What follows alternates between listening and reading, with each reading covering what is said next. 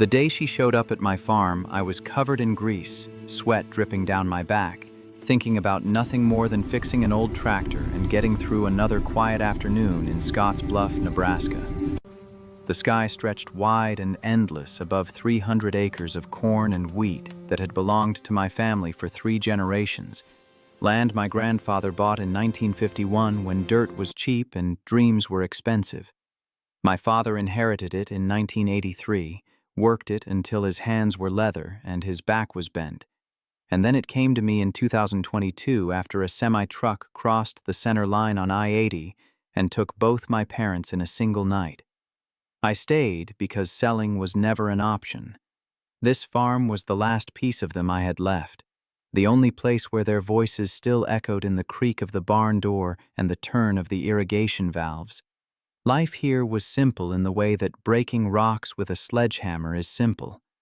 One task, one tool, one man against the elements. I woke before sunrise, fed 40 head of cattle, walked 2 miles of fence line looking for breaks the wind had caused, and hoped the weather showed mercy on my crops. Most days I cleared $12,000 a year after expenses, which meant most days I ate beans and rice and told myself that being land poor was still being something. The afternoon of March 27th felt no different. Temperature pushed 80 degrees, unseasonable warmth that made the soil smell alive and the air taste like dust. I was by the barn working on the tractor's hydraulic system, country music playing softly on a radio that had been my father's, when I heard tires crunching on the gravel driveway. That alone caught my attention. People didn't just stop by my place. The nearest neighbor was Tom Henderson, a mile and a half east, and he always called first. I wiped my hands on a rag and looked up to see a sleek black Mercedes SUV pulling in, its paint so polished it reflected the Nebraska sky like a mirror. The vehicle looked like it had taken a wrong turn somewhere between Lincoln and a boardroom, completely out of place on a dirt road that led only to my farmhouse and the empty fields beyond. The door opened and a woman stepped out. She was tall, dressed in a blazer and heels that immediately sank half an inch into the soft ground. Her auburn hair was tied back in a way that said she'd spent time making it look effortless, and her hands shook slightly as she adjusted the leather bag slung over her shoulder. What struck me most were her eyes, focused and tired, like someone who hadn't slept in days but couldn't afford to stop moving. She walked toward me with careful steps, trying not to stumble on the uneven ground, and when she was close enough that I could see the tension in her jaw, she spoke. The words came out clear and direct, no preamble, no apology for the intrusion. "Are you Garrett Hale?" I nodded, still confused, still holding the greasy rag like it might shield me from whatever this was. "That's me. Can I help you?" She took a deep breath, glanced around the farm as if cataloging every detail, then looked straight at me with an intensity that made the air between us feel charged. "My name is Vivian Thornhill. I need a husband by tomorrow morning, and my lawyer says you're the best option I have." The rag slipped from my hand. For a second, I thought this had to be a joke, some elaborate prank that would end with cameras jumping out from behind the barn. But her face was serious. No smile, no hesitation, just raw desperation wrapped in expensive clothes and perfect posture. "I'm sorry," I said slowly, each word careful. "You need what?" Instead of backing down, she reached into her bag and pulled out a thick folder, handing it to me with hands that trembled just enough to be human. I flipped it open and saw legal documents, a will, news articles printed on heavy paper. The Thornhill Group. I knew that name. Everyone in Nebraska knew that name. A massive agricultural corporation based out of Lincoln, with land and operations stretching across 5 states, including some parcels that bordered my own fields.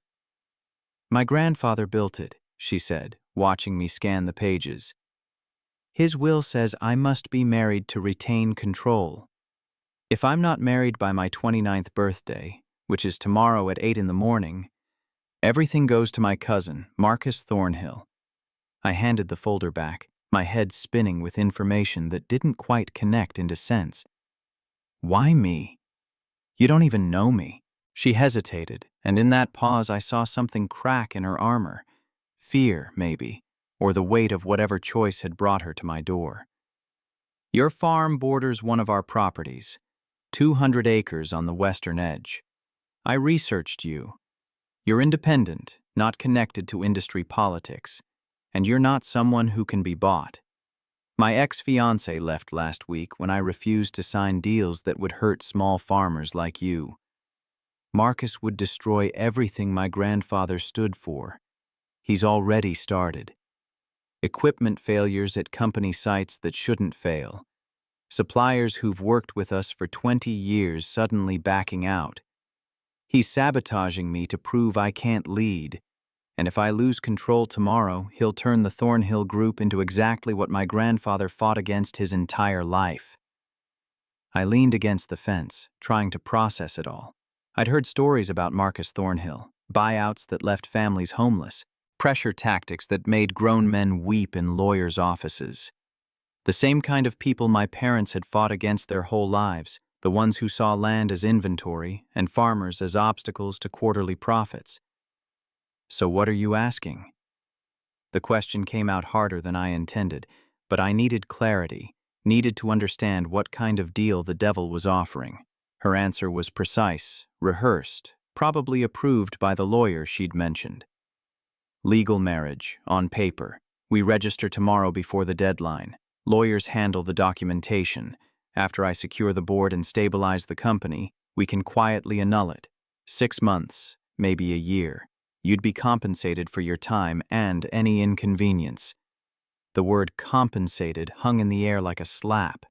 I straightened up, felt my father's voice in the back of my head telling me that money offered this easily always had strings attached, always had teeth hidden in the fine print.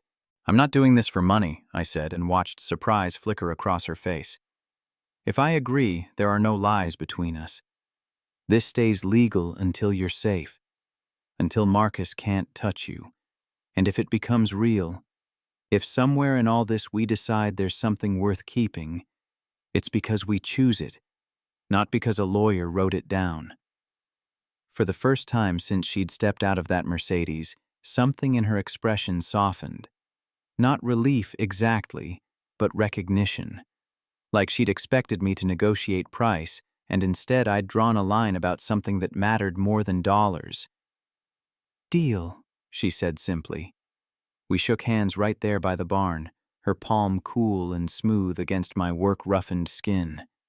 I didn't know it then, couldn't have known, but that handshake was the moment everything began.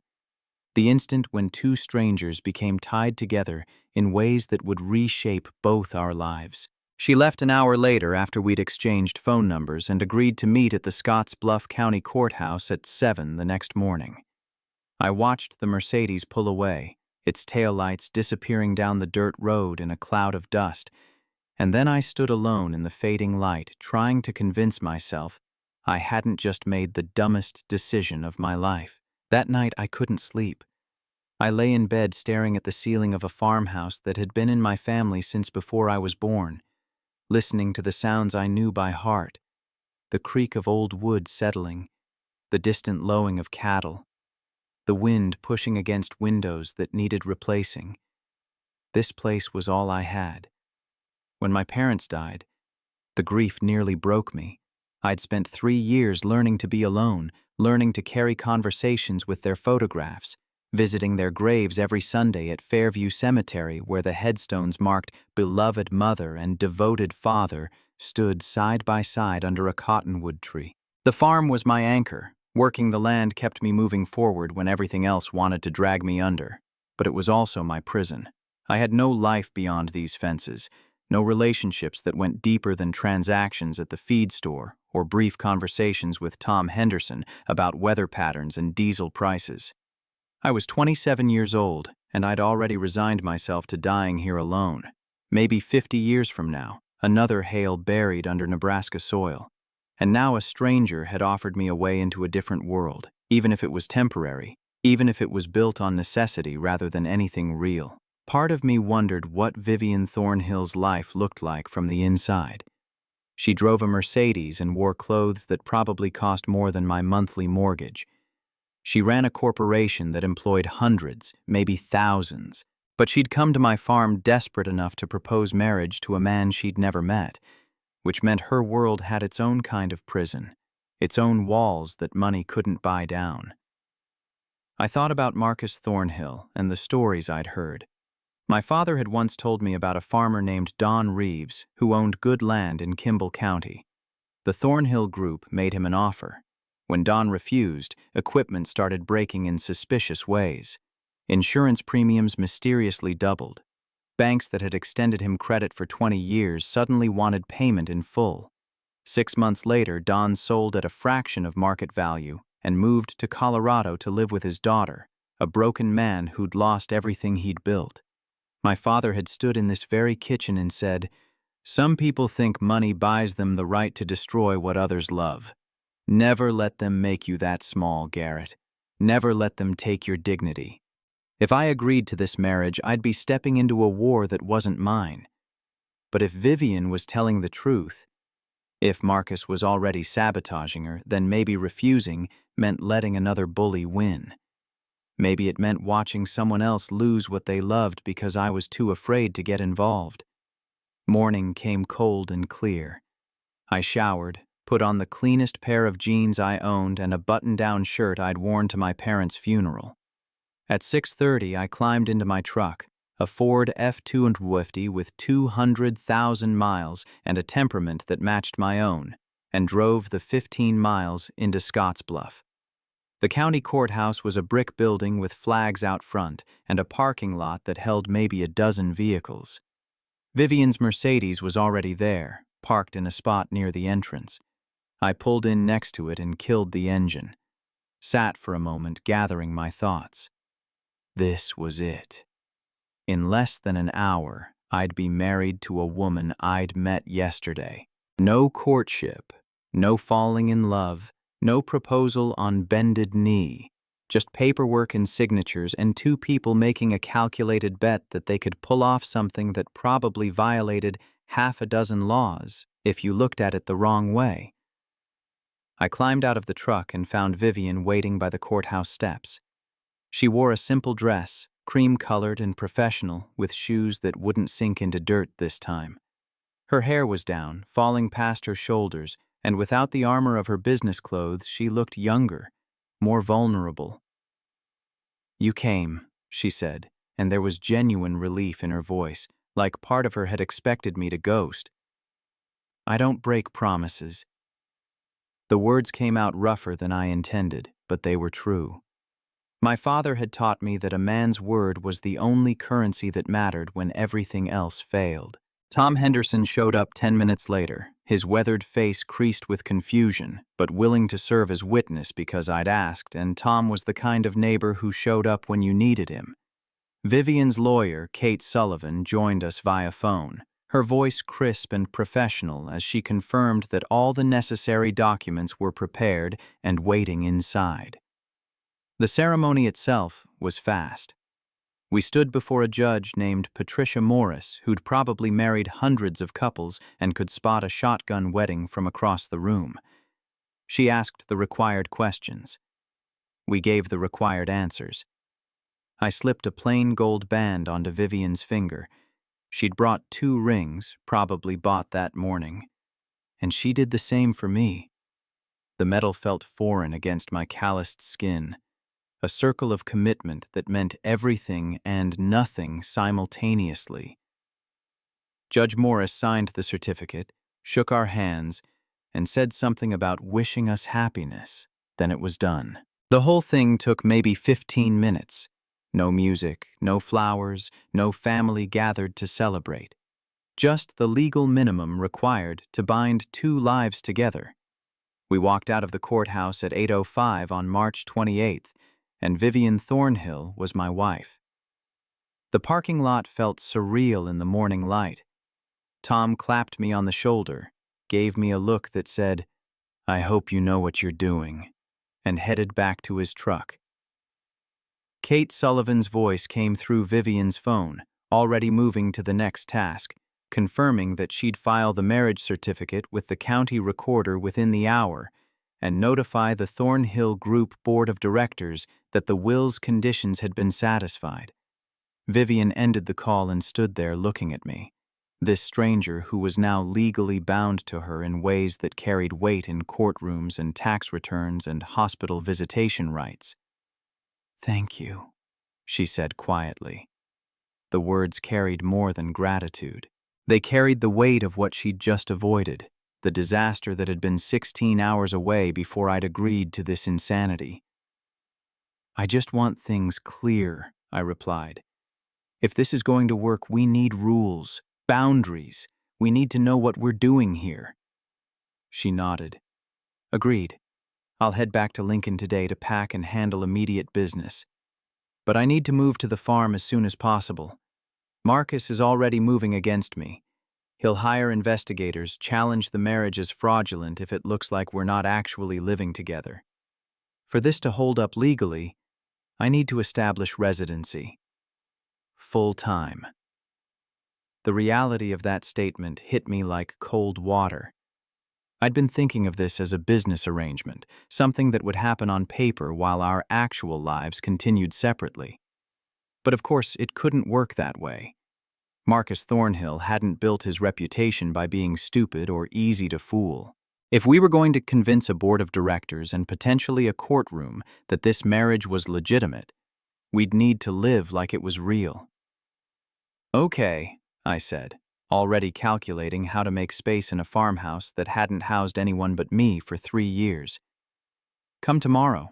Bring whatever you need. We'll figure it out." She left around 9, the Mercedes gliding away from the courthouse like it belonged to a different universe. I drove back to the farm in silence, the radio off, my mind too busy spinning through implications to handle noise. By the time I pulled into my driveway, the morning felt like it had lasted a week. The house looked different when I walked inside, like it knew change was coming, whether I was ready or not. I spent the afternoon cleaning my parents' old bedroom, the one I'd kept mostly untouched since their deaths. Fresh sheets on the bed, dust wiped from surfaces, the quilt my mother had made still draped across the foot of the mattress, its pattern of blue and gold squares a reminder of hands that would never touch fabric again. Opening that door for someone else felt like betrayal and relief in equal measure. For 3 years, I'd preserved this room as a shrine, a way of keeping them close. But shrines were for the dead, and the living needed space to breathe. Maybe letting Vivian stay here was a kind of permission I was giving myself to move forward, to stop living in a house haunted by what I'd lost.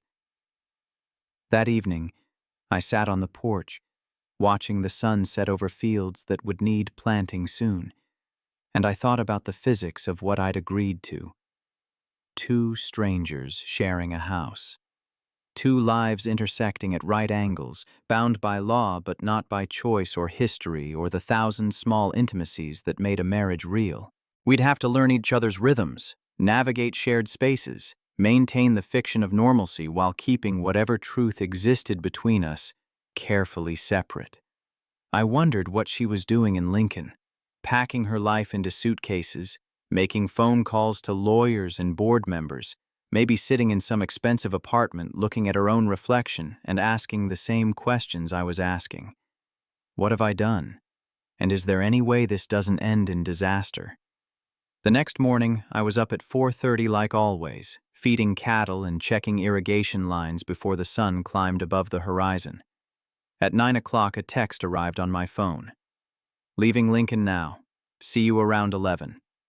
I finished my work, showered, put on clean clothes, and waited. The Mercedes appeared at 11:15, trailing dust down my driveway.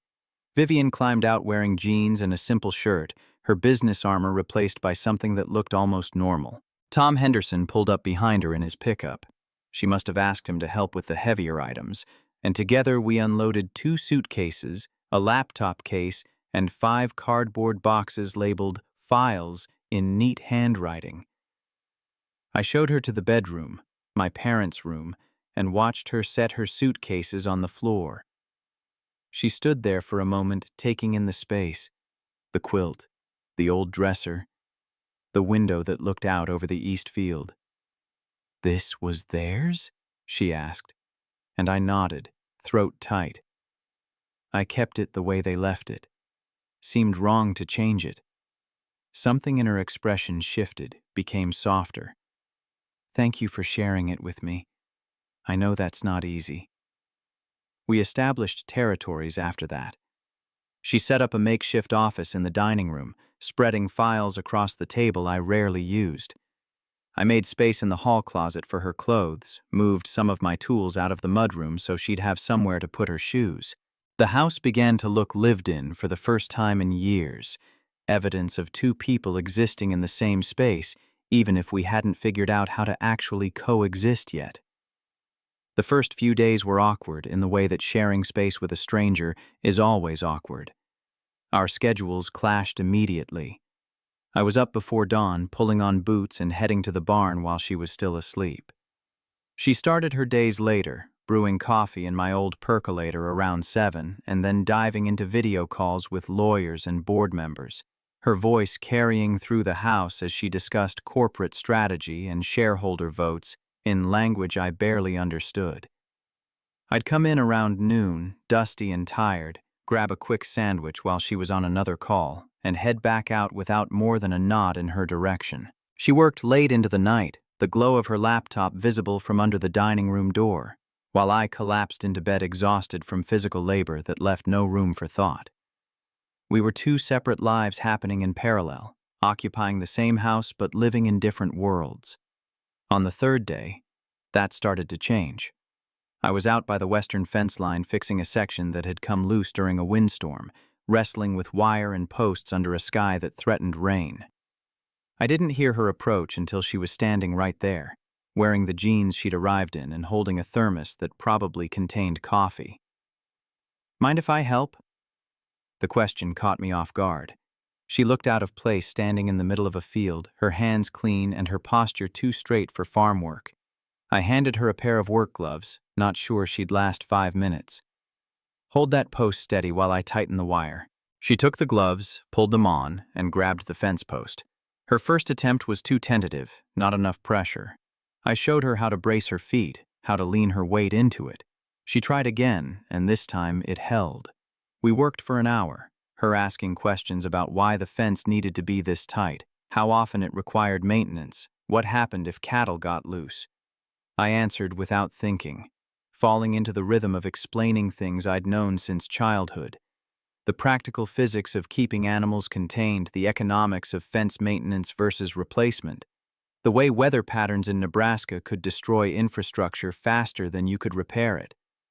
She pricked her finger once on a sharp piece of wire, cursed quietly, then laughed at herself and kept going. That laugh surprised me.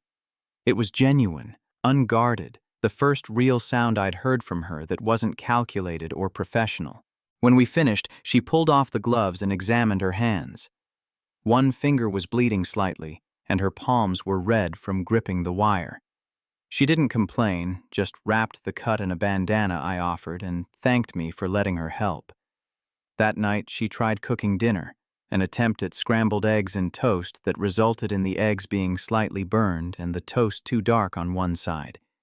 We ate anyway, sitting at the kitchen table in companionable silence, and halfway through the meal, I caught myself almost smiling.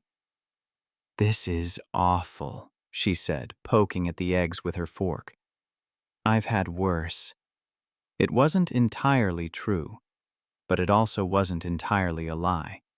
She smiled then, a real smile that reached her eyes. "You're a terrible liar, Garrett Hale." After that, we started talking. Not about the marriage or Marcus or the legal battles waiting in Lincoln. We talked about small things.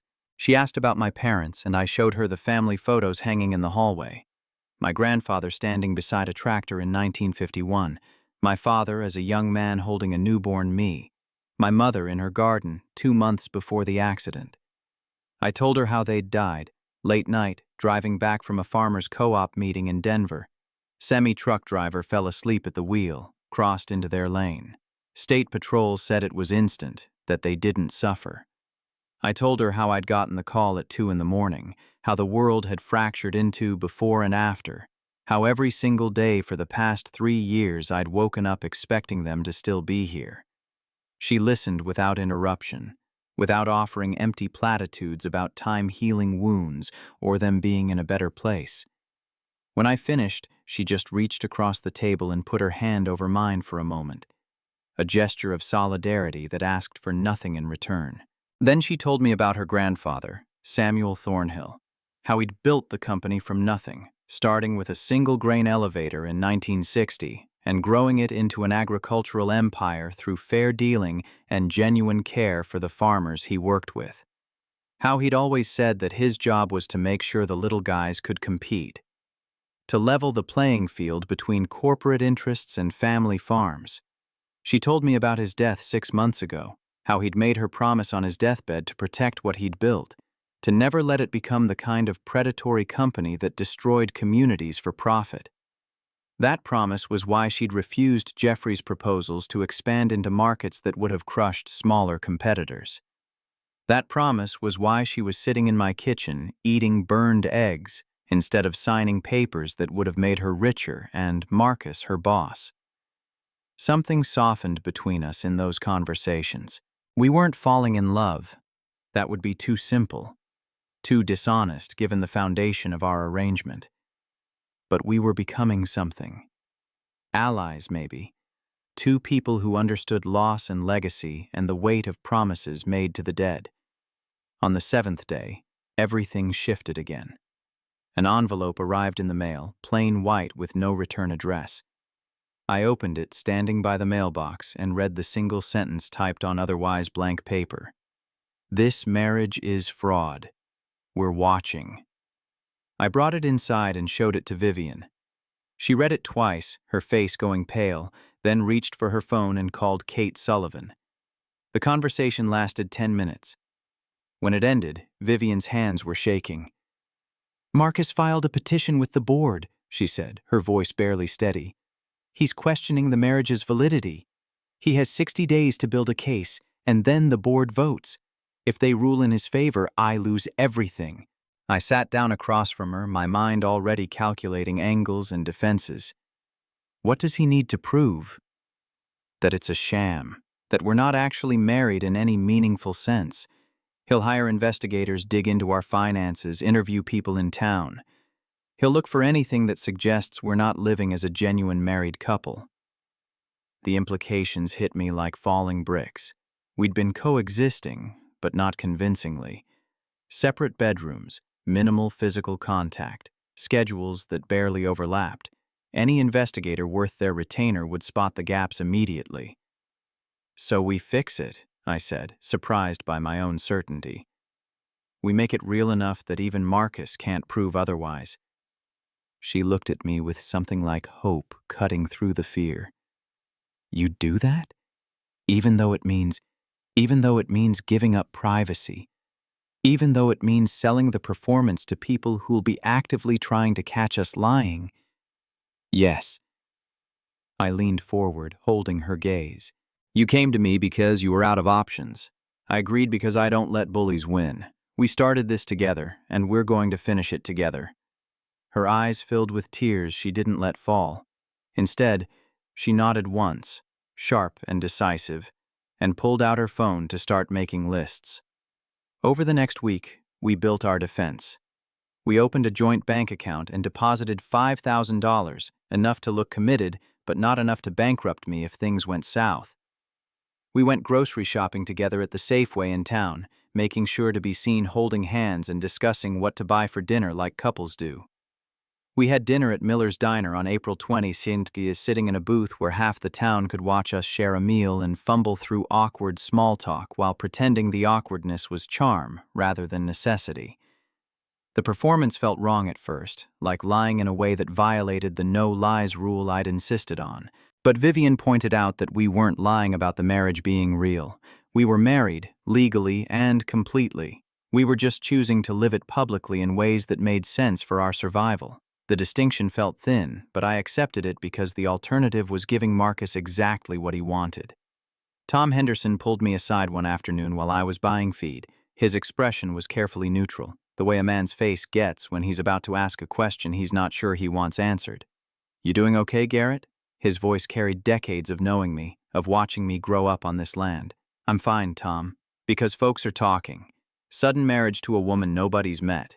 Her showing up at your place with suitcases.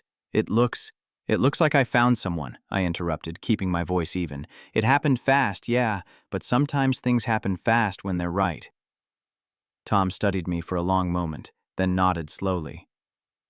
"All right. Just making sure you know what you're doing. Your folks would want me to ask." "I know. And I appreciate it." He clapped me on the shoulder and left, but the conversation stayed with me.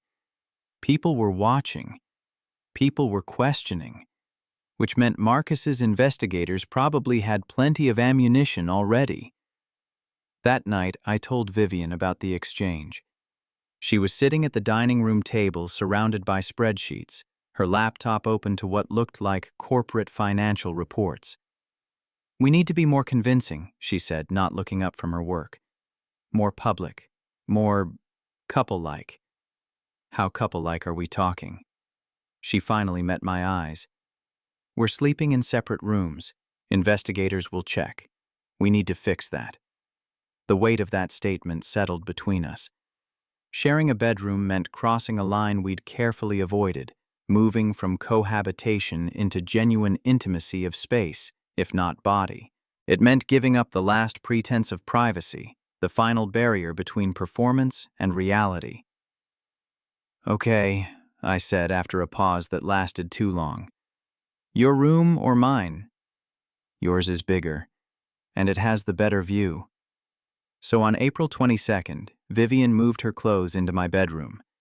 We rearranged furniture to make space for both of us, her dresses hanging next to my work shirts in the closet, her shoes lined up beside my boots by the door. The bed was queen-sized, big enough for two people to maintain separate territories if they tried hard enough. That first night, we both stayed as far to our respective edges as physics allowed, a canyon of untouched mattress between us. I lay awake listening to her breathe, acutely aware of her presence in a way that made sleep impossible. Eventually, exhaustion won, but my dreams were restless, filled with images of investigators photographing empty bedrooms and judges declaring our marriage invalid while Marcus smiled from the gallery. The days began to blur together after that. We developed routines without meaning to. Coffee at 5:30 before I headed out to the fields, her reading news on her phone while I checked weather reports. Lunch together when my schedule allowed, quick sandwiches eaten while discussing her corporate battles and my irrigation problems. Dinner became a shared effort, her attempting recipes from her phone while I handled anything that required actual cooking skill. We learned each other's rhythms. She was meticulous about organization, her files color-coded and alphabetized in a way that made my haphazard approach to record-keeping look like chaos. I was particular about tools. Everything returned to its proper place because losing a wrench in a field could cost you hours. She worked late, energized by conference calls and strategy sessions. I crashed early, my body demanding rest after 12-hour days of physical labor. Sometimes I'd wake at midnight to use the bathroom and find her still at the dining room table, blue light from the laptop washing over her face as she reviewed contracts or drafted emails. Other times she'd be asleep before I came in from evening chores, curled on her side of the bed with her phone still clutched in one hand. We were building something, but I couldn't name what it was.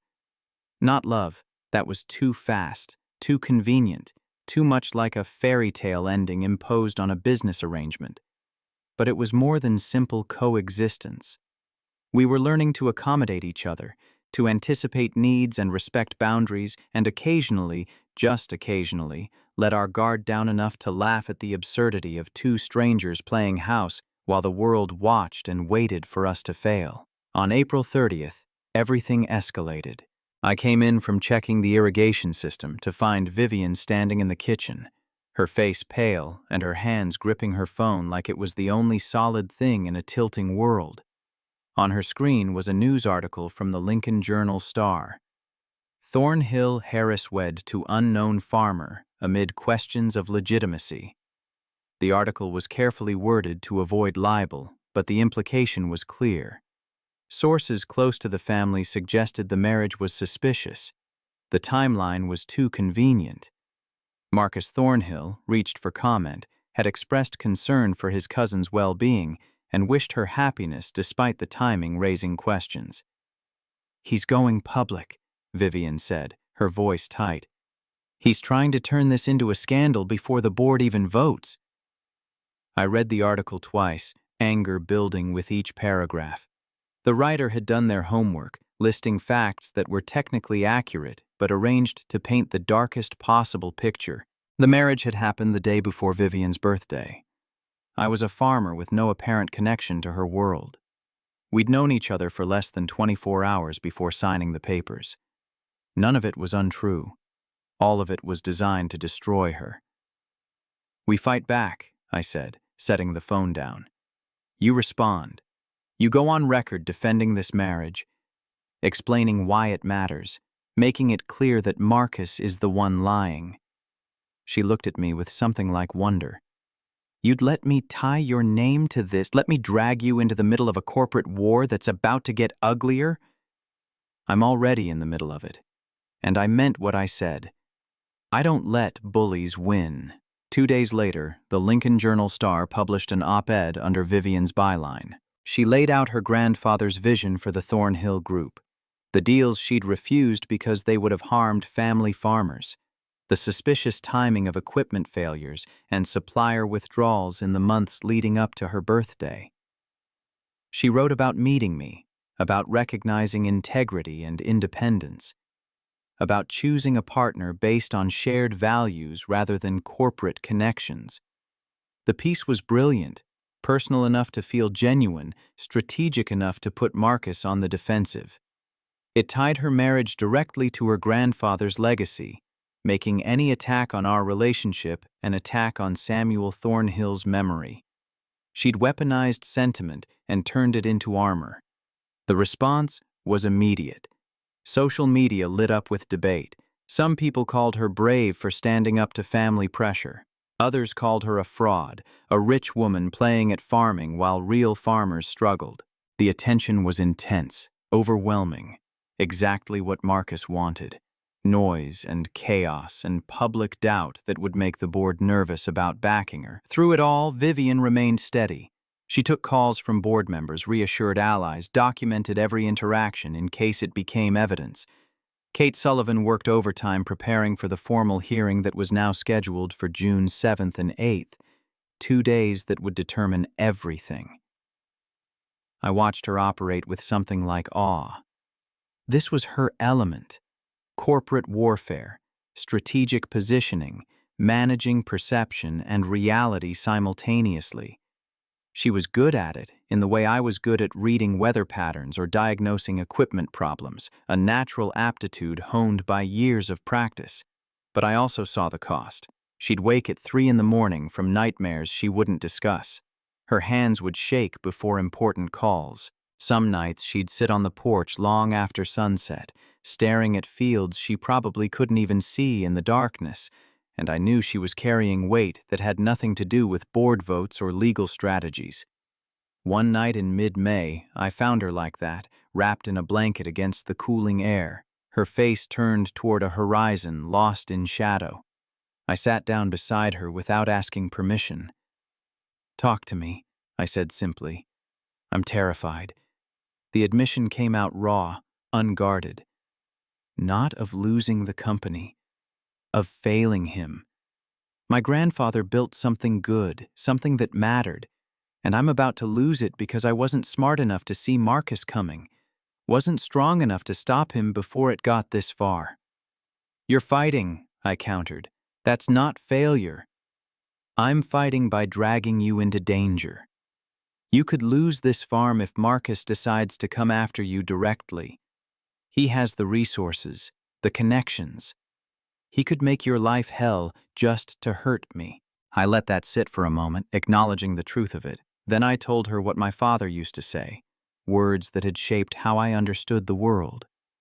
Some people think money buys them the right to destroy what others love. Never let them make you that small. Never let them take your dignity."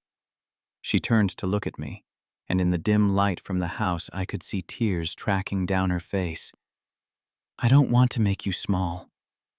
"You're not. You're giving me a chance to stand for something bigger than this farm. That's not making me small. That's making me matter." She reached for my hand then, her fingers cold against mine, and we sat like that for a long time, while the wind whispered through the fields and the stars wheeled overhead in patterns older than any human conflict. Something fundamental shifted that night. The next morning at breakfast, the silence between us felt different, comfortable instead of awkward, intimate instead of careful.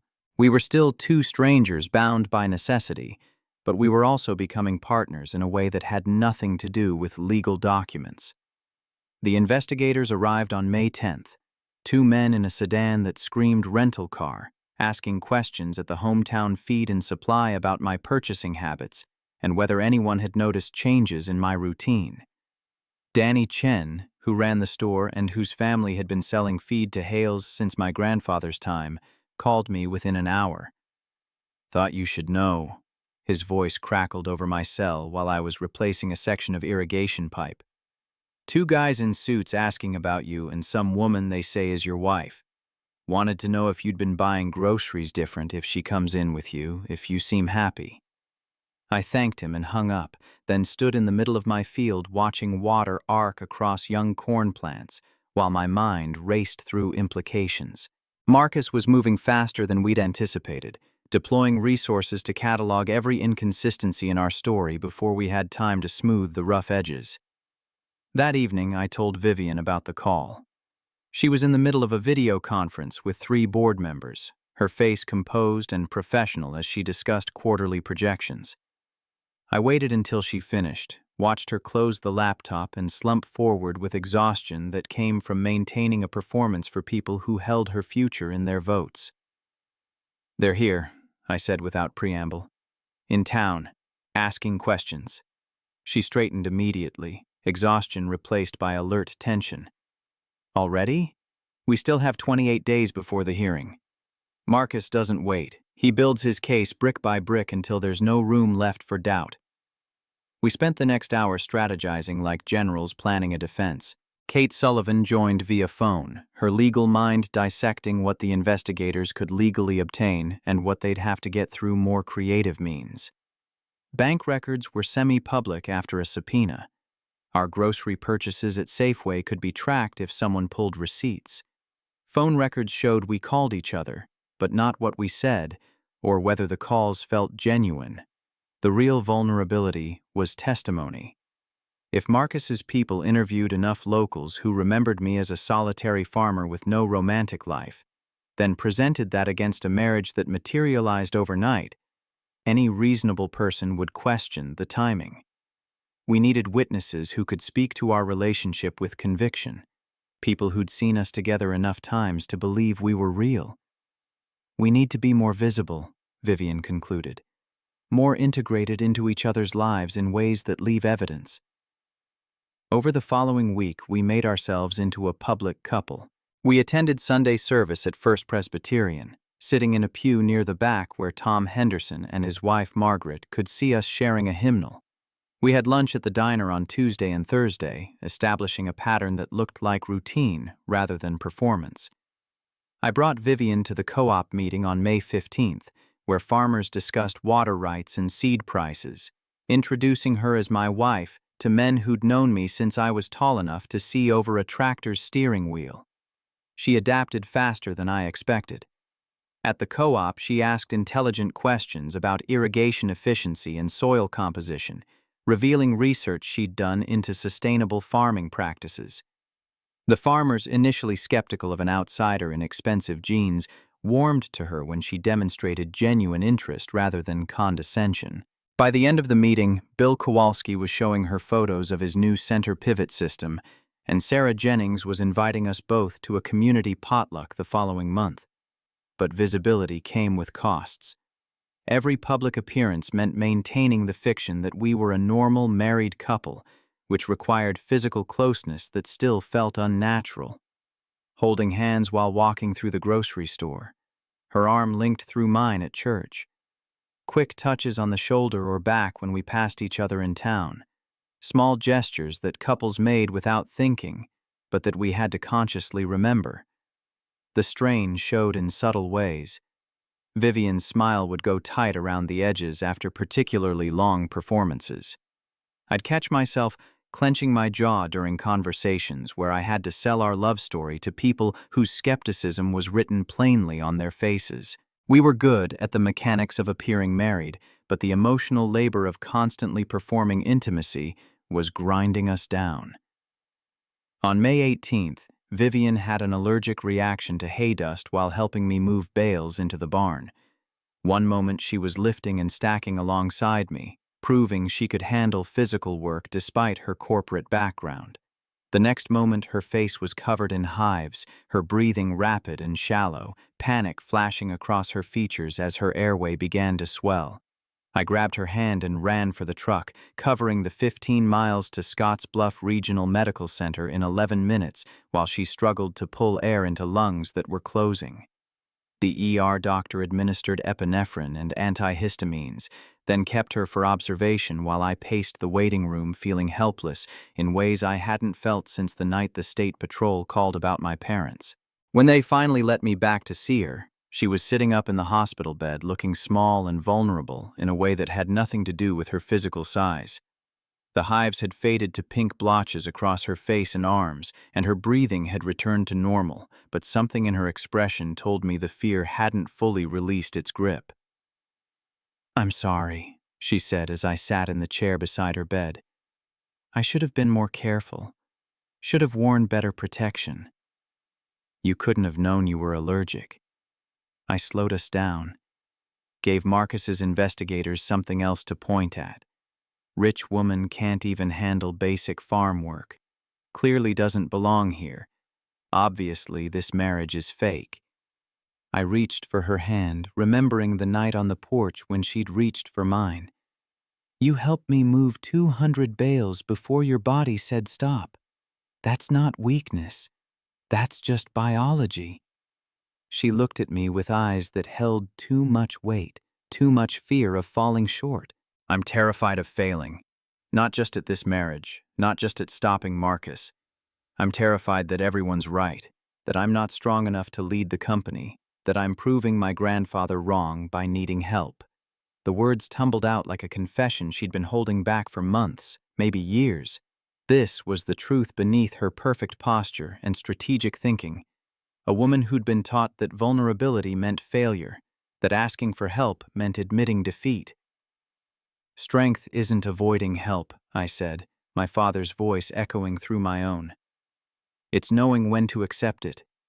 My dad used to say that a man standing alone might look tough, but a man who knows how to stand with others, that's someone who builds things that last."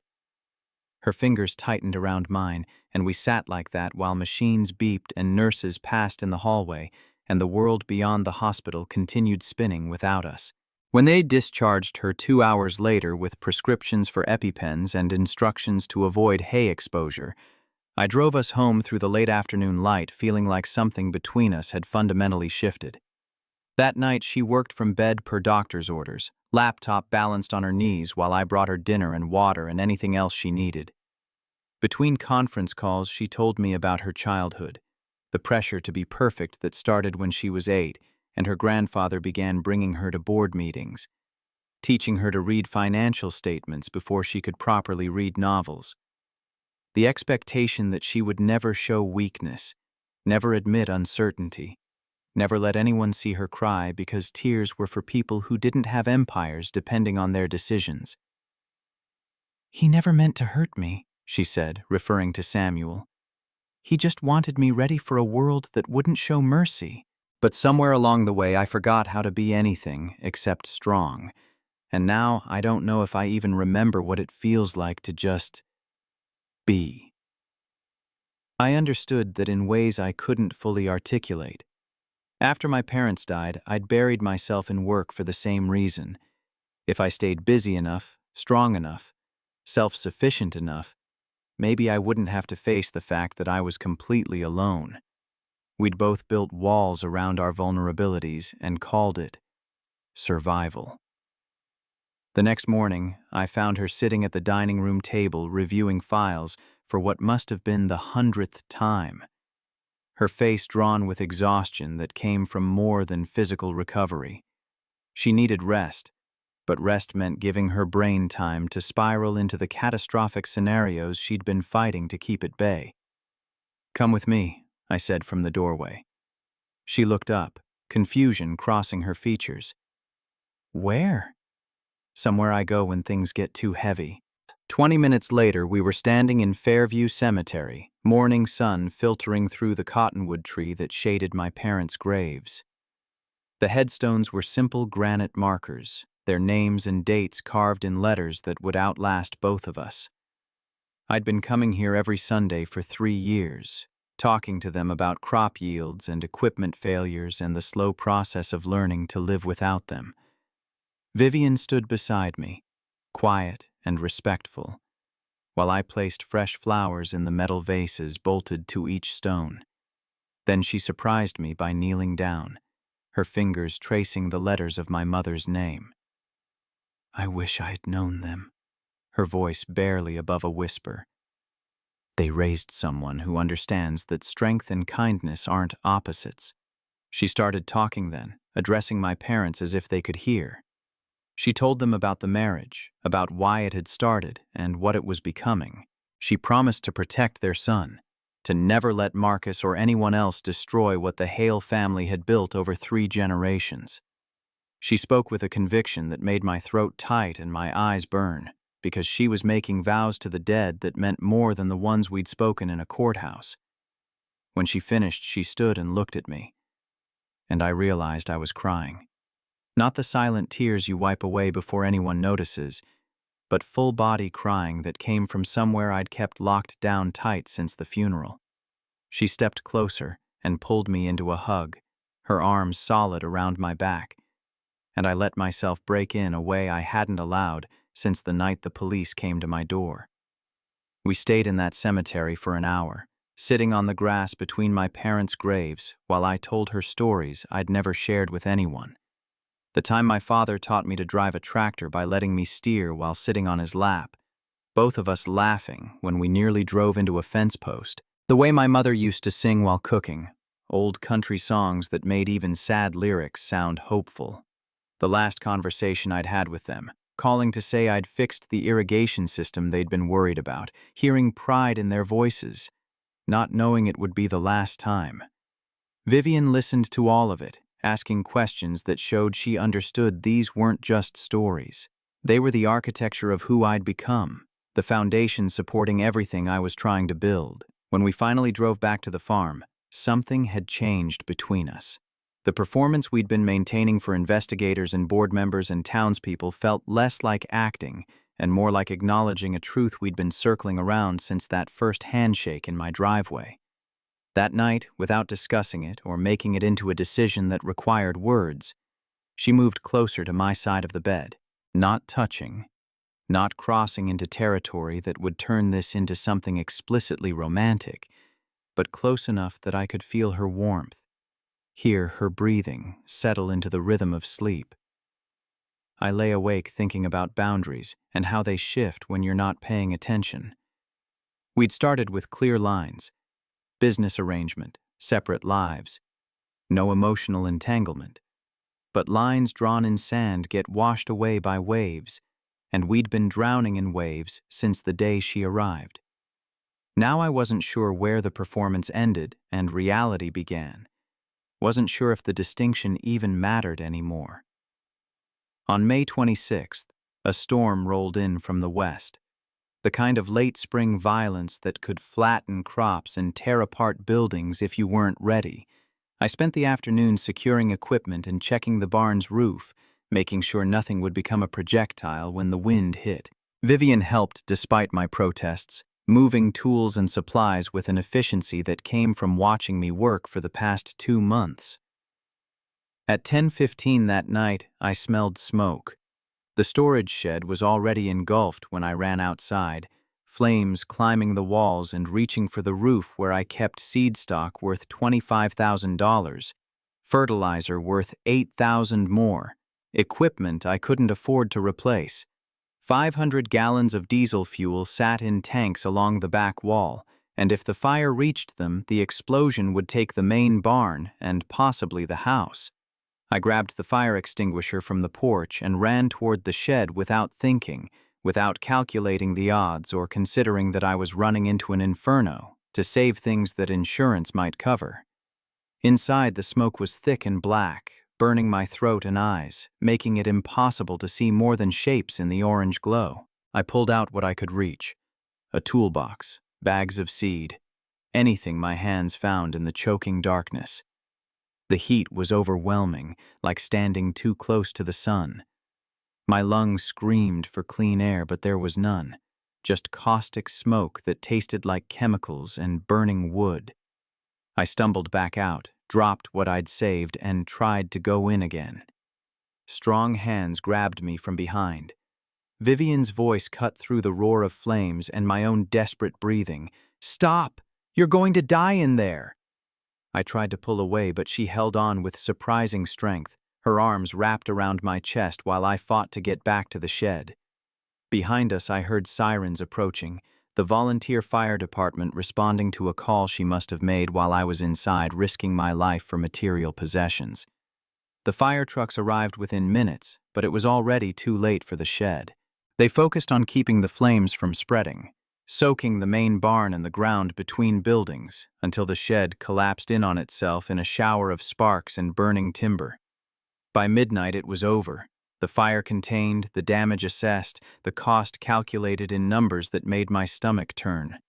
I sat on the ground watching embers glow and die, my hands covered in second-degree burns, my lungs raw from smoke inhalation.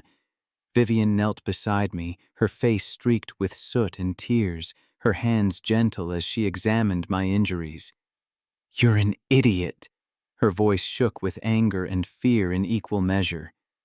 "You almost died for things that can be replaced."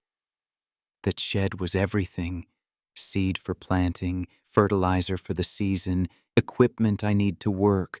Without it, I can't. "I don't care!" The words came out fierce, desperate. "I don't care about the shed or the equipment or any of it. You almost died, Garrett. Do you understand that? You almost died and I watched it happen, and I couldn't do anything except pull you out and pray you'd stay out." She was crying openly now, all her carefully maintained composure shattered by watching me run into flames. I reached up with burned hands and touched her face, leaving smudges of soot across her cheek. "I'm sorry. I wasn't thinking about dying. I was thinking about losing everything my parents built, failing them the way I've been afraid of failing them every single day since they died." The ambulance arrived and paramedics insisted on taking me to the hospital. Vivian rode with me, holding my hand while they treated the burns and administered oxygen to clear my lungs. The ER doctor wanted to keep me overnight for observation, but I refused, needing to get back to the farm to see what remained in the morning light. We returned to find the fire marshal already there, a woman named Rodriguez who'd seen enough suspicious fires to know one when she smelled it. She walked the perimeter with methodical precision, photographing burn patterns and collecting samples while I stood wrapped in a blanket that did nothing to stop the shaking. Her preliminary conclusion arrived at 9 the next morning. "Suspicious origin. We detected accelerant near the back wall. This wasn't an accident. Someone set this fire deliberately." The words should have shocked me, but they didn't. I'd been half expecting this, waiting for Marcus to escalate from legal challenges to direct action. Proving I was in danger made the marriage more believable, but it also meant accepting that I'd pulled Vivian into a war where people burned your life to the ground to make a point. Kate Sullivan arrived that afternoon with a team of lawyers and investigators, turning my kitchen into a command center for building a case against Marcus. They documented everything: the timing of the fire, the accelerant detection, the pattern of harassment that had been building since our marriage. But proving Marcus ordered it would be nearly impossible. Rich men didn't commit arson personally. They had layers of insulation. People willing to do terrible things for money or favors or the promise of future rewards. The insurance claim would take weeks to process, and even when it paid out, the money wouldn't arrive fast enough to replace what I'd lost before planting season ended. I was sitting on the porch that evening, calculating how to salvage anything from this disaster, when Vivian sat down beside me. "I can cover the costs," she said without preamble. "Equipment, seed, everything. We'll structure it as a loan if you want, keep it documented and clean, but you need those supplies, and I have the resources." Pride made me want to refuse. Accepting help, especially financial help, felt like admitting defeat, like proving I couldn't handle my own farm without a rich woman's money. But pride was expensive, and I was already broke. "I'll pay you back. Every dollar, with interest." "I know you will. That's why I'm offering." We worked out terms that night, Kate drawing up paperwork that made it a formal business transaction rather than charity. $75,000 at 2% interest over 5 years, payments deferred until the harvest came in. It was more generous than any bank would offer, and we both knew it. But the structure gave me dignity, even as I accepted help I desperately needed. The loan went through on June 3rd. New equipment orders were placed, seed stock arranged for emergency delivery, contractors hired to rebuild the shed. The farm would survive, but only because Vivian had resources I'd never have on my own. That reality sat heavy in my chest, the knowledge that without her money, I'd be watching everything my family built collapse into ash and bankruptcy. On June 5th, 2 days before the board hearing, Tom Henderson stopped by with news that tightened the knot of tension in my gut. "Someone's been asking questions at the bar. Guy named Derek Mills says he works for Marcus Thornhill. Wanted to know if anyone ever saw you and your wife fight, if she seems happy here, if you look like a man in love." "What did people say?" Tom smiled grimly. "Bill Kowalski told him to go to hell. Sarah Jennings said she'd never seen you happier, which might have been stretching the truth some, but she meant well. Most folks just told him to mind his business. We take care of our own out here, Garrett, even when our own makes choices we don't fully understand." The words stayed with me as Vivian and I drove to Lincoln the next morning, her Mercedes loaded with files and evidence and the weight of everything that would be decided in the next 48 hours. Kate had prepped us both on what to expect. Hostile questions, attempts to discredit our testimony, Marcus's lawyers trying to paint our marriage as a transparent fraud designed to circumvent Samuel's will. We checked into a hotel near the Thornhill Group headquarters, separate rooms for appearances even though we both knew investigators would check. That night, Vivian paced her room while I sat on the bed in mine, both of us alone but connected by the thin wall between us and the knowledge that tomorrow everything changed one way or another. At 2 in the morning, I heard a knock. Vivian stood in the hallway wearing hotel pajamas, her face pale and eyes haunted. "I can't sleep. Keep thinking about all the ways this goes wrong." I stepped aside to let her in. We sat on opposite sides of the bed, backs against the headboard, staring at a television neither of us had turned on. "What's the worst that happens?" I asked, because sometimes naming fear made it smaller. "I lose. Marcus wins. The company becomes everything my grandfather fought against, and there's nothing I can do except watch. And you? You get dragged through depositions and possibly criminal investigations if they decide to charge us with fraud. Your farm gets tied up in legal battles, your reputation destroyed, all because I asked you to help." "What's the best that happens?" She was quiet for a long moment. "We win. Marcus loses. I keep the company and honor my grandfather's legacy. And you? You go back to your farm and your life, and eventually we figure out how to untangle this marriage we built on necessity." The words hurt more than they should have. Going back to my life meant going back to being alone, to conversations with photographs and Sunday visits to a cemetery. It meant pretending the past 2 months hadn't changed me in ways I couldn't name or undo. "What if that's not what I want?" the question escaped. Before I could stop it, honest and vulnerable in ways I usually avoided, Vivian turned to look at me, and in the dim light from the window, I could see fear and hope warring across her features. "What do you want?" "I don't know yet, but I know going back to how things were before you showed up. That doesn't feel like winning." She didn't respond with words. Instead, she shifted closer, closing the distance between us with deliberate slowness that gave me time to pull away if I wanted. I didn't want. When she leaned her head against my shoulder, I wrapped an arm around her, and we stayed like that until exhaustion pulled us both into restless sleep. The Thornhill Group headquarters was a glass and steel monument to agricultural capitalism. 15 floors of conference rooms and executive offices overlooking downtown Lincoln.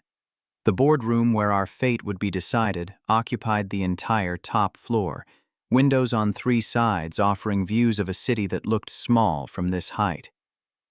9 board members sat around a massive table made from reclaimed barnwood, someone's idea of maintaining connection to farming roots while making decisions that affected thousands of farms across 5 states. I recognized Marcus immediately, sitting at the far end with a smile that didn't reach his eyes, watching us enter like a predator watching wounded prey. The hearing began at 9 o'clock on June 7th, with Marcus's legal team presenting their case. They had evidence: our marriage timeline, financial records showing separate accounts until after the wedding, testimony from Rachel Morrison, my ex-girlfriend from 4 years ago, who remembered me as fiercely independent and suspicious of wealth. They had photographs of the farm showing separate bedrooms in the early weeks, phone records demonstrating we'd barely communicated before our wedding day. Every piece of evidence was technically accurate. Arranged together, they painted a picture of fraud so obvious that even I might have voted against us if I'd been sitting in one of those board member chairs. Marcus's attorney, a man named Stevens who'd probably never touched dirt in his life, drove the points home with surgical precision. The timing is simply too convenient. Miss Thornhill needed a husband by a specific date to satisfy a will provision, and suddenly she's married to a farmer she'd never met. This isn't a marriage. It's a legal maneuver designed to circumvent Samuel Thornhill's clearly stated intentions. I watched Vivian's face remain composed throughout the assault, her hands folded calmly on the table while her entire future was dissected and dismissed. Only I could see the tension in her jaw, the slight tremor in her fingers that betrayed how much this was costing her. They broke for lunch at noon. We ate in a conference room down the hall, Kate reviewing our testimony strategy while I pushed food around a plate and tried to imagine what my parents would think of their son sitting in a corporate tower defending a marriage that had started as a transaction. The afternoon session belonged to us. Kate presented our counter evidence, the joint bank account, grocery receipts showing regular shared purchases, testimony from Tom Henderson and Bill Kowalski and Sarah Jennings, all speaking to our visible integration as a couple. She had photographs of us at church, at the diner, at the co-op meeting, each image carefully selected to show casual intimacy that couldn't be completely manufactured. Then Vivian took the stand to testify, and I watched her transform into someone I'd only glimpsed in pieces, the CEO who'd built a reputation on strategic brilliance and unshakable composure. She admitted the marriage had started as necessity, didn't try to hide the transactional origins. But then she shifted the narrative in a way that made the entire room lean forward. Yes, I researched Garrett Hale as a potential candidate. Yes, I approached him with a business proposition. But here's what those facts don't capture. The moment I saw him refuse payment and instead demand honesty, I knew I'd found someone rare. In my world, everyone has an angle. Everyone wants something. Garrett wanted integrity. He demanded that if we did this, we did it without lies, and if it became real, it would be because we chose it. She detailed our evolution with specificity that couldn't be faked, the fence repair where I taught her to use work gloves, the burned eggs we laughed over, the cemetery visit where she promised my parents she'd protect their son. She described the fire with emotion that made her voice crack, admitting she'd watched me nearly die, and realized somewhere in the chaos of corporate warfare and legal maneuvering, this marriage had stopped being strategy and become something she couldn't bear to lose. The board members' expressions shifted as she spoke. Not all of them. Marcus's allies remained stone-faced and skeptical, but enough that I saw doubt creeping into the certainty of their predetermined votes. Then Kate dropped the twist I hadn't seen coming. She asked Vivian to provide personal evidence of the relationship's authenticity, and Vivian produced a journal. "These are private entries," she said, her voice steady, despite what this must cost her. "I started keeping them the day after we married, trying to make sense of what I'd done and what it meant. I'm sharing them now because they show the truth that legal documents can't capture." The entries were read aloud, not all of them, but enough. Dated progressions from guilt and uncertainty to grudging respect to something that looked unmistakably like love developing in real time. One entry from May 19th, the day after her allergic reaction, destroyed what remained of Marcus's case. "I'm terrified because this stopped being fake, and I don't know when it happened or how to tell him, or whether admitting it makes me weak or finally makes me honest." The room went silent.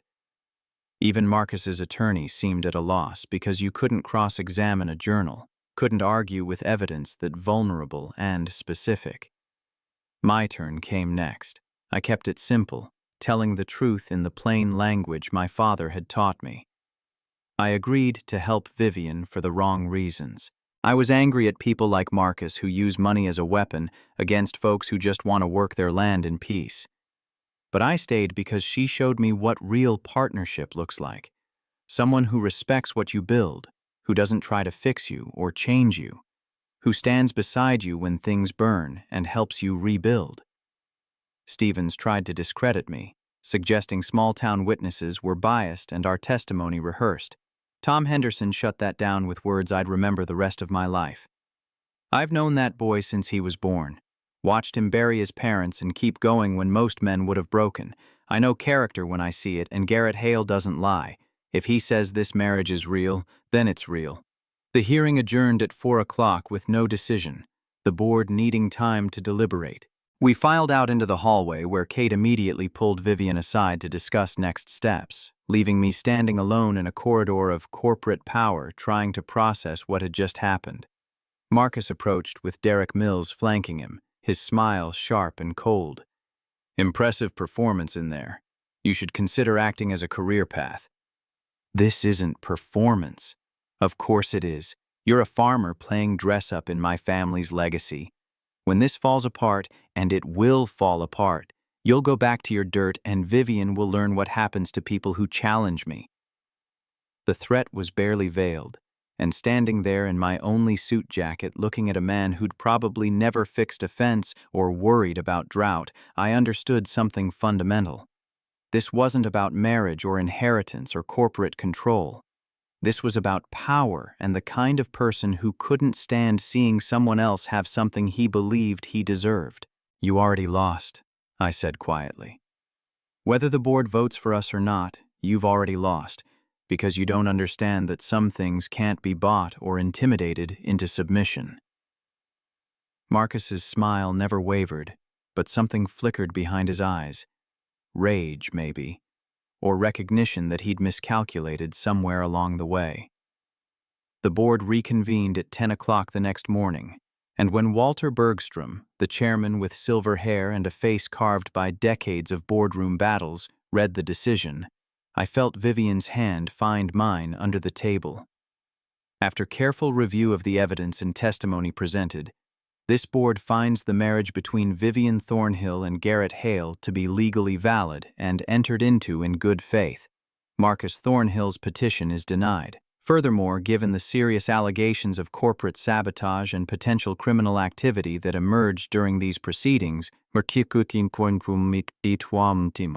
Thornhill is hereby removed from all positions within the Thornhill Group effective immediately. The vote was unanimous.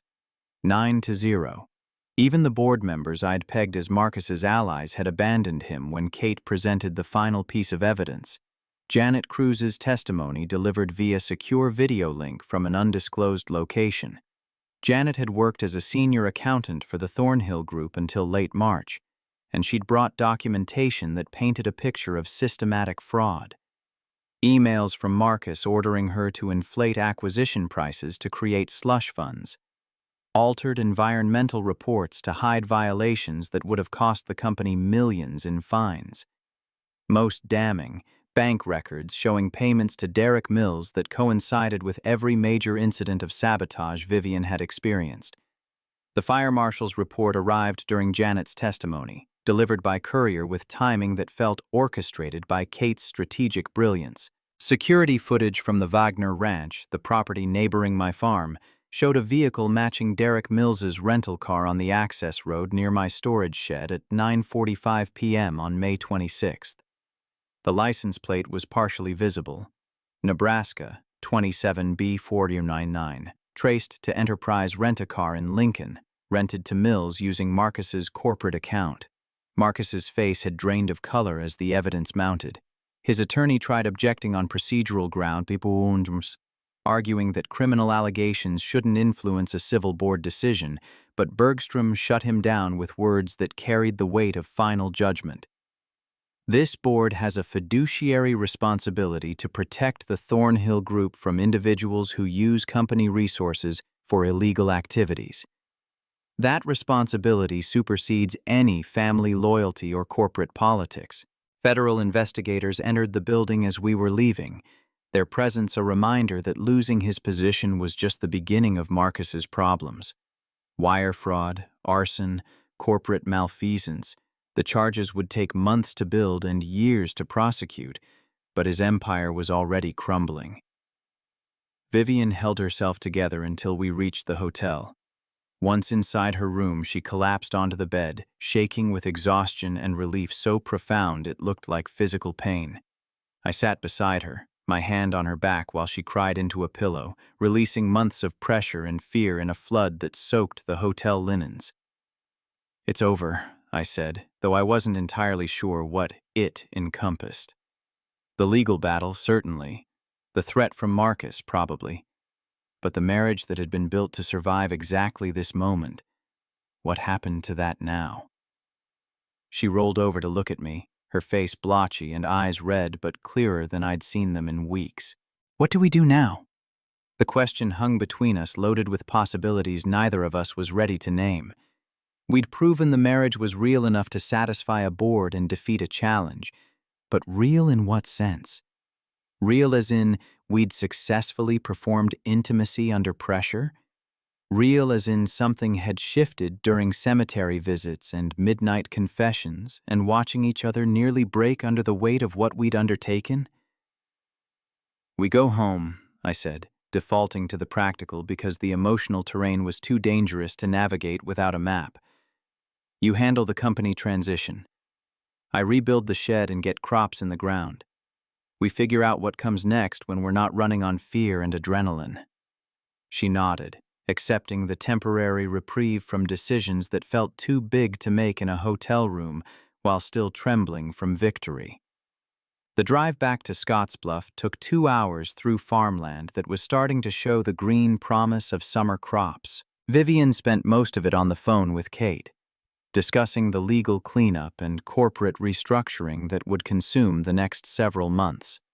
I listened to her transform back into CEO mode, her voice steady and strategic as she talked about removing Marcus's allies from key positions and implementing the sustainable farming initiatives Samuel had championed before his death. This was her world, conference calls and corporate strategy, decisions that affected thousands of people she'd never meet. My world was 300 acres and 40 head of cattle, decisions about when to plant and when to harvest and whether I could afford a new irrigation pump. We'd intersected because desperation and timing had aligned, but now that the crisis had passed, I couldn't see how those worlds continued to overlap. The farm looked different when we pulled into the driveway. The burned shed was a blackened skeleton against the horizon, a reminder of how close everything had come to complete collapse. But construction materials were stacked nearby, evidence of the rebuilding that would start Monday morning. The fields were greening up, corn stalks pushing toward a sky that had finally remembered how to rain. Life was returning to something resembling normal, or at least what passed for normal in the aftermath of controlled chaos. Inside, the house felt too quiet. We moved around each other carefully that evening, both hyper-aware of how the space had changed now that we weren't bracing for the next attack. Vivian made dinner, spaghetti that actually tasted good this time, evidence of skills she'd been developing while I wasn't paying attention. We ate at the kitchen table and talked about safe topics: the weather forecast, the construction timeline, Tom Henderson's invitation to a 4th of July barbecue he hosted every year. What we didn't talk about was the elephant taking up most of the oxygen in the room. What happened to us now that we'd won everything we'd fought for? That night, we lay in bed with the canyon of untouched mattress between us again, both of us pretending to sleep while actually staring at the ceiling and thinking too loud for rest to be possible. Around 2 in the morning, Vivian broke the silence. "Are you awake?" "Yeah. I don't know how to do this." The marriage was supposed to have a clear endpoint: secure the company, wait a reasonable amount of time, quietly dissolve it. But now it feels like dissolving it would be the lie, not the marriage itself. I rolled onto my side to face her, though in the darkness I could only make out the shape of her profile. "What do you want to do?" "I don't know. Every decision I've made for the past 8 years has been about the company, about honoring my grandfather's legacy, about being the leader everyone needed me to be. I don't know what I want when it's just about me." The honesty in those words cut deeper than any corporate testimony. This was the Vivian who existed underneath the CEO persona, the woman who'd forgotten how to want things that weren't tied to responsibility or duty or dead men's dreams. "Then maybe we don't decide anything yet," I offered. "Maybe we just exist for a while without strategy or endpoints or legal requirements. See what that feels like." She was quiet for so long I thought she'd fallen asleep. Then her voice came soft through the darkness. "I'd like that." The months that followed taught us what just existing meant. Vivian restructured the Thornhill Group, removing Marcus's allies and launching sustainable farming initiatives that honored Samuel's vision. I rebuilt the shed, repaid her loan with interest from a harvest that came in better than expected, and slowly stopped flinching every time I accepted her help with something. We learned each other in the quiet spaces between crises. She made coffee before I headed to morning chores. I checked her schedule before planning my day. We argued about her midnight conference calls and my stubborn independence, but the arguments ended in understanding instead of distance. One evening in late September, I found her on the porch, staring at fields lost in darkness. I sat beside her, and after a long silence, she told me about a dream where her grandfather stood in my field saying he was proud, telling me to take care of her because she was tougher than she thought, but not as tough as she pretended. "What does winning look like for you?" I asked. She turned to face me, vulnerability written plainly across her features. "This. Sitting here with someone who doesn't need me to be perfect. That feels more like winning than any board vote." The space between us felt charged with everything we'd been carefully not saying. I reached for her hand, familiar territory after months of practiced then genuine intimacy. "This stopped being about Marcus or the company months ago," I said, my voice rough with honesty that scared me. "Maybe it stopped when you came to the cemetery. Maybe when you pulled me from the fire. I don't know when the line got crossed, but I'm on the other side now. And going back isn't something I want." Her eyes filled with tears that caught the last light. "I'm terrified of wanting something that started as strategy. What if we're just trauma bonded? Then we figure it out together instead of apart." I pulled her closer. "My dad used to say love isn't about perfect timing. It's about finding someone you'd choose even when you don't have to." Is that what this is, love? I thought about the past 6 months, the fear and fighting and moments of grace that had nothing to do with legal documents. About waking up and my first thought being whether she'd slept well. About coming in from fields and feeling something settle when I saw her car in the driveway. "Yeah," I said simply. "I think it is." She kissed me then. deliberate and honest, carrying no weight except two people choosing each other when choice was finally possible. We stayed on that porch until stars emerged in patterns I'd known my whole life, but somehow looked different now. When we went inside, she curled against my side in bed, and I wrapped my arms around her. We slept like people who'd finally stopped running from what they wanted. 2 years later, I stood in the field closest to the house watching Vivian navigate uneven ground with the careful steps of someone 7 months pregnant. She'd driven out in the farm truck, refusing to let her condition slow her down. "Everything okay?" I called. "Perfect. Just wanted to watch you work." She settled onto the tailgate with impossible grace. "Maybe help if you'll let me." We compromised on her handing me tools while I replaced irrigation line. The sun was warm, soil smelled alive with spring, and everything felt impossibly right. The farm had expanded to 380 acres. The Thornhill Group thrived under Vivian's leadership. Revenue up 23%, recognized industry-wide for ethical practices. We'd started a partnership program, her company providing resources while I taught sustainable techniques to young farmers avoiding debt. It was Samuel's vision realized in ways he'd never imagined. Marcus was serving 8 years federal prison. His trial had ended in conviction on all charges: wire fraud, conspiracy to commit arson, corporate malfeasance. The investigators hired to discredit our marriage had ironically testified to how real it had become. I'd attended his sentencing because Vivian asked. When the judge read the sentence, Marcus looked at her expecting triumph or vindication. He'd found only sadness for what he'd become. Kate Sullivan had delivered news of his conviction at our second wedding, the real one we'd held on April 15th, exactly 1 year after that desperate courthouse ceremony. 47 people gathered in the rebuilt barn. Tom Henderson officiated. We wrote our own vows about choosing each other when choice finally became possible, about building something real from the wreckage of necessity. The first dance was to Tennessee whiskey, finding smooth in rough, sweet in struggle. We were terrible dancers, stumbling and laughing, but nobody cared. What mattered was choosing to be clumsy together. Now, watching Vivian rest her hands on the swell of our daughter, I thought about that first afternoon when a stranger in a Mercedes asked for a husband by tomorrow. If someone had told me we'd end up here, actually married, actually happy, actually building a family, I'd have thought them insane. "You ever think about how we got here?" Vivian asked, echoing my thoughts. "All the time. That first day, you showing up asking for a husband? If someone had said we'd end up here, I'd have called them crazy." I was terrified that day, projecting confidence while falling apart inside. "You were the first person in years who demanded honesty instead of performance." I walked over, my hands gentle on her belly where our daughter practiced gymnastics. "Best thing I ever demanded. Second best was saying yes." She covered my hands with hers, wedding rings catching sunlight. "Your parents would be proud. Not just of the acreage or success, proud you learned to let someone in." The words hit deep. I had let her in, past every wall I'd built to survive loneliness. Somehow in that process, I'd found more of myself than I'd lost.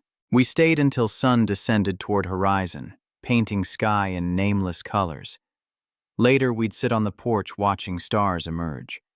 We'd discuss names for our daughter, developments at Thornhill Group, or nothing except wind through growing crops.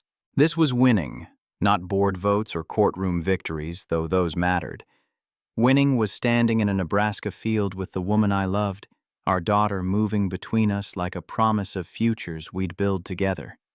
Winning was choosing partnership over independence, vulnerability over armor, love over safety. When we climbed into the truck, Vivian asked the question one more time, our private ritual acknowledging how far we'd come from that desperate March afternoon. "Still think this is crazy?" I looked at her. 7 months pregnant, covered in field dust, absolutely radiant in fading light, and answered with truth that had taken 2 years to understand. "Craziest thing I ever agreed to, also the best." She laughed, that genuine sound I'd first heard fixing fence, and we drove toward a house that was ours in every sense that mattered. Behind us, fields stretched toward horizon, promising another planting season, another harvest, another year of building something that started as necessity and became the most real thing either of us had ever known.